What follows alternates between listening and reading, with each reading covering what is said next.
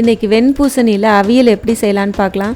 என்னோடய சேனலை first time பார்க்குறீங்கன்னா சப்ஸ்கிரைப் பண்ணிக்கோங்க, பக்கத்தில் இருக்க பெல் ஐக்கானை கிளிக் பண்ணிக்கோங்க. வெண்பூசணி அவியல் செய்கிறதுக்கு நான் 250 கிராம் பூசணிக்காய் எடுத்திருக்கேன்.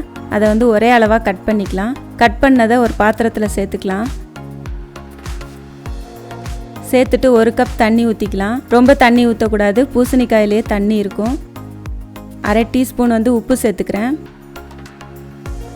அப்புறமா ஸ்டவ்வை ஆன் பண்ணிவிட்டு நம்ம வேக வைக்கலாம். இது 10 நிமிஷத்துலேயே வெந்துடும்.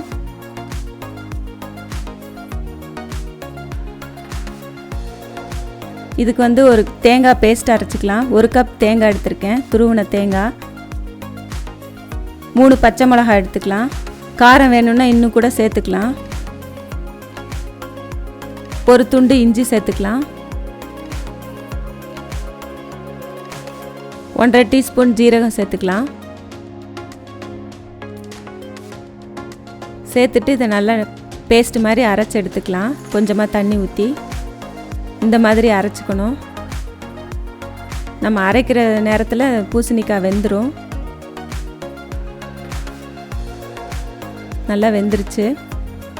அடுப்பில் கடாயை வச்சுட்டு 1/2 டேபிள் ஸ்பூன் எண்ணெய் ஊற்றிக்கலாம். எண்ணெய் காஞ்ச பிறகு 1/4 டீஸ்பூன் ஜீரகம் போட்டுக்கலாம். ஜீரகம் நல்லா பொரிஞ்ச பிறகு 1/4 டீஸ்பூன் கடுகு உளுத்தம் பருப்பு சேர்த்துக்கலாம். கடுகுலாம் வெடித்த பிறகு தான் நம்ம அடுத்தது சேர்க்கணும். கருவேப்பிலை கொஞ்சமாக போட்டுக்கலாம். வேக வச்ச பூசணிக்காய் தண்ணியை வடிகட்டிட்டு வெறும் பூசணிக்காயை மட்டும் சேர்த்துடலாம். சேர்த்துட்டு நல்லா வதக்கி விடணும். நம்ம அரைச்சி வச்சுருக்க தேங்காய் பேஸ்ட்டு அதோடு சேர்த்துடலாம். சேர்த்துட்டு நல்லா கலந்து விடணும். தண்ணிலாம் ஊற்ற வேண்டாம், அதுலேயே இருக்கிற தண்ணியே போதும்.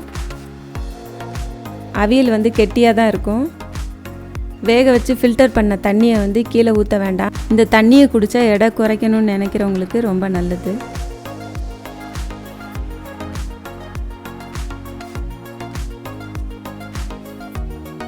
இது ஒரு 5 நிமிஷம் அப்படி கிண்டி விடணும்.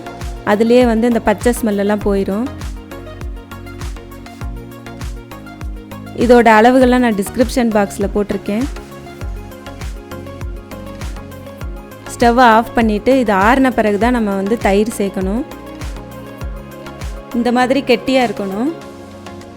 சூடு ஆறின பிறகு 4 டேபிள் ஸ்பூன் தயிர் சேர்த்துக்கிறேன். புளிப்பில்லாத தயிர் தான் சேர்க்கணும். சேர்த்துட்டு நல்லா கலந்து விடணும். சூடாக இருக்கும்போது தயிர் சேர்க்கக்கூடாது. ரெடி ஆயிடுச்சு. இதை செஞ்சு பாருங்கள், இது ரொம்ப நல்லாயிருக்கும். செஞ்சு பார்த்துட்டு உங்களுக்கு பிடிச்சிருந்தா லைக் பண்ணுங்கள், ஷேர் பண்ணுங்கள். என்னோடய சேனலை சப்ஸ்கிரைப் பண்ணிக்கோங்க. தேங்க்யூ.